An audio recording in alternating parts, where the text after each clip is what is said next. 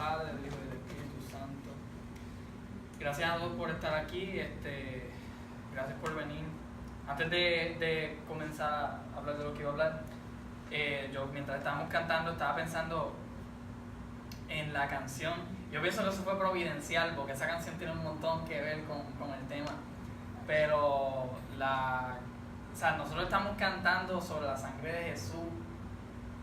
Realmente nosotros, si creemos lo que estábamos cantando, estamos en una minoría en este mundo, ¿sabes? Y nosotros somos los que nos aferramos al sacrificio de Cristo, que somos los que vemos eso, no como en este pasaje de 1 Corintios 1 habla de que las personas que no son creyentes lo ven como locura. El sacrificio de Cristo lo ven como locura, la crucifixión para los judíos tropezadero y para los gentiles locura. Para el resto del planeta esto es una locura, ¿sabes? El sacrificio de Cristo, que alguien haya muerto por ti y por mí. Pero para nosotros esto es algo que nosotros lo vemos como algo que nos une. Y realmente es bien importante que entendamos eso, que esa sangre es la que nos hace hermanos a nosotros, la que nos une. Y yo sé que muchos de los que estamos aquí realmente no nos hablamos, casi no nos vemos aquí en el conservatorio. Pero debemos saber que esa sangre nos une y que si alguno de nosotros nos pasa algo, los demás debemos estar para él, porque yo entiendo que aquí todos los que estamos somos creyentes, conocemos bastante de lo que hizo Cristo por nosotros y sabemos qué es lo que nos une. Y entonces, quiero que entendamos eso, que no importa si nos vemos en toda la semana, no importa que casi no nos hablemos realmente, que deberíamos hacerlo, porque es que cada uno, ¿verdad?, tiene sus cosas. Pero yo pienso que cada uno de nosotros debe estar ahí para el otro y contar los unos con los otros, porque somos hermanos en Cristo. Tenemos algo que muchas otras personas no tienen, que muchas personas no lo unen. Nosotros tenemos algo especial que nos une a nosotros. Así que quería decir eso, ¿verdad? Porque la canción hablando sobre la sangre de Cristo me hizo pensar en eso, en que esa sangre nos une. Así que yo voy a hablarles a ustedes de cómo ser justos delante de Dios. Quizá ustedes, ¿verdad?, como son creyentes, pues entienden bastante del tema, pero como quiere, es bueno recordarlo, porque esto es lo que nosotros vamos a predicar a la gente y es lo que nosotros les vamos a mostrar. El fundamento es la Biblia. Y entonces, ¿qué es lo que la Biblia nos expresa, que es el Evangelio? Pues eso es lo que debemos entender y eso es lo que nosotros vamos a enseñar a las personas. Así que es bueno recordarlo y continuar estudiándolo. ¿Y a qué me refiero con justo? Pues me refiero a que en el día del juicio, ¿cómo nosotros vamos a llegar a ser personas justas? ¿O cómo vamos a llegar a que Dios, en lugar de decirnos culpable, nos diga justo? No inocente, pero justo. ¿Cómo nosotros llegamos a eso? Y para contestar esa pregunta, vamos a leer una porción de la Biblia. Vamos a leer Romanos capítulo 3, versículos 21 al 25. ¿Verdad? Esta es la carta que el apóstol Pablo, apóstol de Jesucristo, le escribe a la iglesia de los romanos. En esta iglesia de los romanos, pues hay personas que antes de ser creyentes en Cristo, pues eran judíos. Es posible que hubieran otras personas que los judíos llamaban gentiles, ¿ves? Que no eran de la religión judía o de nacionalidad judía. Pudieron haber distintas personas en este sitio a quien Pablo dirigía esta carta. Y a ellos, tanto judíos como gentiles, Pablo le estaba hablando del mensaje cristiano. El mensaje que la religión cristiana se supone que lleve y predique. Realmente el libro de Romanos completo es un compendio, una discusión, es un argumento del Evangelio. ¿Qué es el Evangelio? ¿Por qué es importante y por qué lo necesitamos? Entonces, en los capítulos 1 y 2, el apóstol Pablo comienza hablando sobre el problema que tiene el ser humano, que es el pecado. Muchas personas dicen que el problema de la humanidad hoy día pueden ser diferentes cosas como mala educación o mala crianza, lo que sea. Esas cosas son problemáticas, pero el problema fundamental del ser humano es el pecado que muere. es esa naturaleza pecaminosa que todos tenemos hasta que estamos en Cristo. Y Él les dice, en los versículos 19 y 20, Él les está diciendo que, ¿verdad?, Dios dio una ley. Con ley hay, pues, no quiero entrar en la discusión de a qué se refiere con ley específicamente, hay diferentes opiniones. Se puede referir tanto a la ley moral de Dios como al Pentateuco, al Antiguo Testamento en general. Pero lo que sí sabemos es que se refiere a unos mandamientos que se supone que los judíos específicamente pensaban que haciéndolos llegarían a ser justos delante de Dios. Y Pablo les está diciendo que ninguno de los seres humanos, tanto judíos como gentiles, ninguno de ellos puede ser justificado haciendo esas obras. ¿Por qué? Porque en el capítulo 1 y 2 ya él explicó que el problema es la naturaleza pecaminosa. Entonces, no importa cuántas cosas buenas tú hagas, incluso la cosa más buena que tú hagas, lo más probable va a estar, aunque sea un poco, manchada con el pecado. Porque yo puedo hacer algo bien bueno por una persona, pero es muy posible que en eso que yo hice se encuentre un poco de mi egoísmo, ¿verdad? De mis intereses, ¿verdad? Que no lo esté haciendo puramente por ayudar, puramente por agradar a Dios. Eso puede pasar. Entonces, dada la naturaleza pecaminosa, nadie puede ser justificado por las obras. Además de que Él les dice en el versículo 20, porque por las obras de la ley ningún ser humano será justificado delante de Él, pues por medio de la ley viene el conocimiento del pecado. O sea, eso es como cuando a ti te dicen no tomes lo que es tuyo, pero automáticamente cuando te dan el mandamiento ya tú sabes qué es lo que está mal, tomar lo que no es tuyo. Entonces, por medio de la ley viene el conocimiento del pecado. Entonces, la ley, al decirte aquello que debes hacer o aquello que no debes hacer, automáticamente ya tú sabes que lo que es contrario a eso es pecado y está mal. Y por eso, o sea, si tu naturaleza es pecaminosa, a la vez que tú conozcas qué es el pecado, lo vas a terminar cometiendo, ¿ves? Entonces, Pablo les dice, ninguno puede ser justificado por las obras. Entonces, en el versículo 21, recordemos que para este tiempo ya Cristo había venido al mundo, había hecho el sacrificio, ¿verdad? Entonces por eso él comienza el versículo 21, estoy leyendo de la Biblia de las Américas. Pero ahora, aparte de la ley, es decir, aparte de los mandamientos que los judíos pensaban que teníamos que hacer para agradar a Dios, para ser justificados, aparte de la ley, la justicia de Dios ha sido manifestada, atestiguada por la ley y por los profetas. O sea, en la justicia de Dios, que en el Antiguo Testamento fue atestiguada, fue dada testimonio de ella, esta justicia ha sido manifestada ahora. ¿Y cuál es esta justicia? Obviamente sabemos que, como Pablo dice, pero ahora, aparte de la ley, se está refiriendo a que esa justicia fue manifestada con el sacrificio de Cristo, que ya había tomado lugar. Pero ahora en el versículo 22 él explica cuál es esa justicia. Versículo 22, es decir, la justicia de Dios por medio de la fe en Jesucristo. O sea que la justicia de Dios nosotros la obtenemos por medio de la fe en Jesucristo. Y esta justicia es para todos los que creen. O sea que acaba de decir, nadie puede ser justificado por obra, nadie puede ser justo por obra. Pues ¿cómo llegas a ser justo? ¿Cómo obtienes la justicia de Dios? Por medio de la fe en Jesucristo. Y esta justicia es para todos los que creen. Y al final del versículo 22 dice, porque no hay distinción. Versículo 23, por cuanto todos pecaron y no alcanzan la gloria de Dios, o fueron destituidos de la gloria de Dios, como dice la Reina Valera del 60. Pablo, mira el versículo 23, o sea, digo, el final del 22 y el 23 dice, porque no hay distinción, por cuanto todos pecaron y no alcanzan la gloria de Dios. Él está poniendo ahí el problema fundamental, como ya explicó en el versículo 1 y 2, en los capítulos 1 y 2, ahora lo está repitiendo.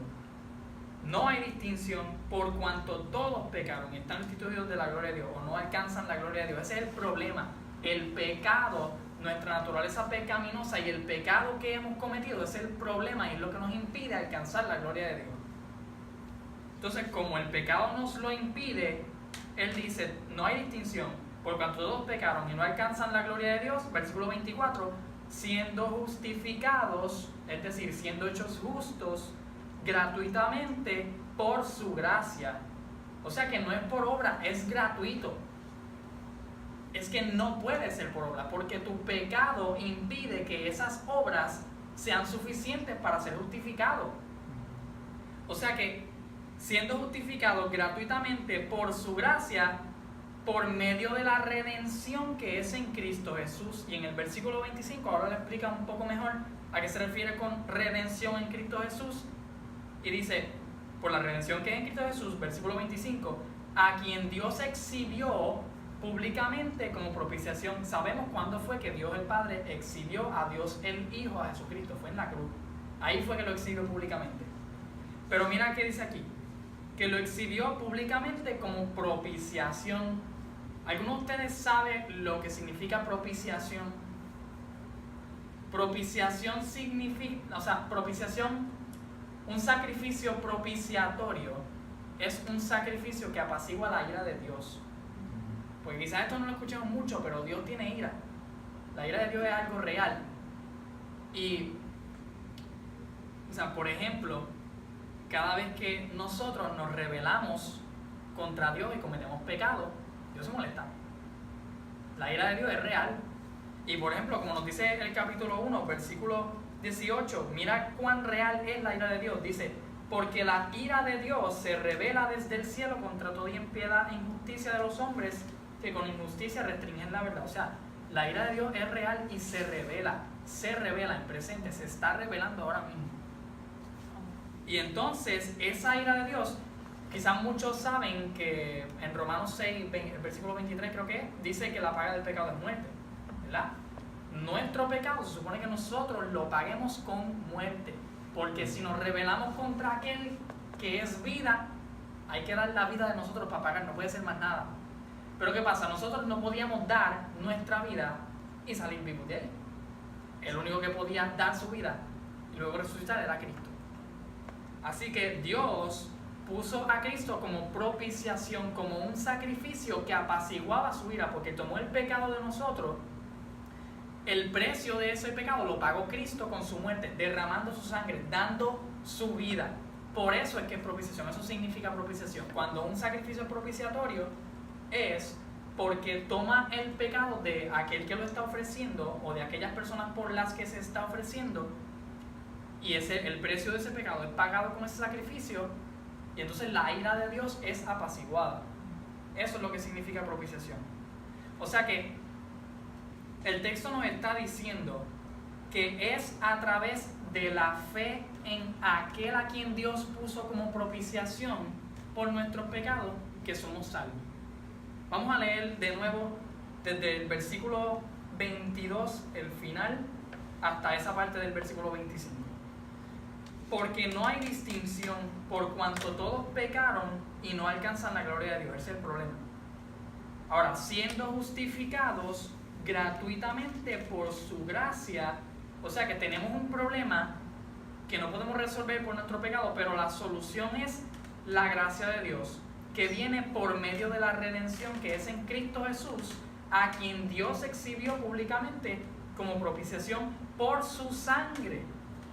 O sea, recuerden la canción que estábamos cantando, ¿verdad? Hablaba de la sangre de Cristo. O sea, aquí es que está eso. Por eso es que digo que es providencial, porque yo no sabía que esa era la canción, el nombre de la sangre de Cristo, y yo venía a hablar del efecto que tiene la sangre de Cristo en nosotros, ¿me entiendes? La propiciación es a través, por su sangre, pero esa propiciación es efectiva en nosotros a través de la fe. O sea que lo que les quiero traer con esto es que el apóstol Pablo le está diciendo a los romanos, y en esos versículos le está dando el corazón del evangelio, diría yo. Tú tienes un problema y es tu pecado, que te impide alcanzar la gloria de Dios. Por eso no puedes ser justificado por tus obras, y tienes la única forma de que seas justificado es a través de la fe, a través del arrepentimiento de tus propios pecados y la fe que ejerces y depositas en Cristo, quien es la propiciación de tus pecados. Él tomó el pecado tuyo sobre sí, pagó el precio por él, derramó su sangre por ese pecado en la cruz, para que ahora cuando tú crees, la justicia de Dios te es otorgada a través de la fe. Así que yo me imagino que ustedes son creyentes y entendían bastante bien esto ya. Yo creo que no hay nadie aquí que no haya escuchado esto o algo similar. Pero es importante porque es algo que nosotros debemos recordar aunque ya seamos creyentes. Y este es el mensaje que nosotros llevamos. Esta sangre nos une y es el mensaje que la iglesia de Cristo lleva a los perdidos. Así que es importante. Esto es la materia de nuestra fe. Esto es la fe cristiana, que nosotros no podíamos pagar por nuestra propia salvación y aquel cordero que Dios puso, que Dios mismo proveyó, es el que nos compra a nosotros y compra nuestra salvación. Así que yo, ¿verdad? Espero que el Espíritu Santo nos ayude a entender esto cada día más y que cada vez que tengamos la oportunidad de hablar con un no creyente podamos explicar eso, porque es importante. Este es el corazón del evangelio que predicamos y es el corazón del mensaje que llevamos. Así que nada, yo creo que con esto terminamos, ¿verdad? Espero que haya sido de bendición y de utilidad para ustedes y para todos los que vayan a ver el video. Vamos a orar y creo que con esto terminamos, ¿verdad? ¿No? Lo paré. Vamos de pie.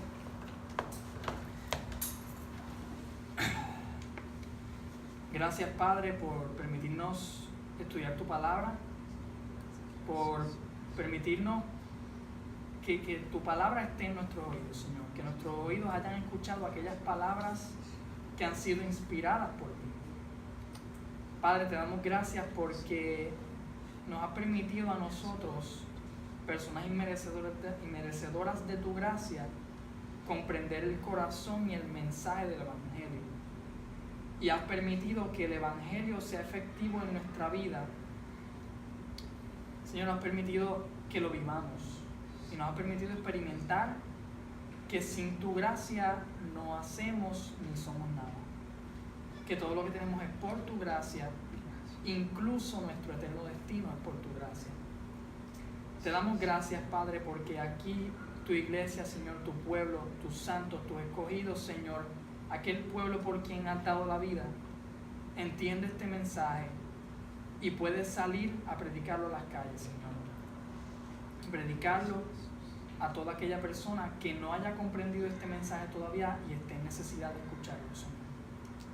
Te damos gracias por este tiempo, por esta oportunidad, por permitirnos reunirnos a adorarte, adorar tu nombre y exaltar tu nombre. Padre, ayúdanos a entender que para todo el que nos vea haciendo esto siempre va a ser locura, Señor. Para todo el que no es tuyo, Señor, esto es locura. Y nosotros muchas veces nos avergonzamos de lo que hacemos, nos avergonzamos de lo que predicamos, de lo que cantamos, de lo que oramos, Padre, de lo que hablamos contigo. Pero ayúdanos a entender que no debemos avergonzarnos, porque siempre va a ser locura para aquellos, Padre, que no te han conocido. Pero para los llamados, Señor, como dice 1 Corintios capítulo 1, tanto judíos como gentiles, Señor, Cristo es poder de Dios y sabiduría de Dios. Y para nosotros, llamados tuyos, Cristo es poder y sabiduría tuya, Señor. Te damos gracias por permitirnos conocer a Cristo, el nombre de Cristo, y permitirnos aferrarnos a tu salvación que tú mismo has proveído, Señor. Te damos gracias, te bendecimos, Padre, bendecimos tu nombre y te alabamos y te glorificamos, Padre. Todo esto te lo pedimos, Señor, en el nombre de Jesús. Amén.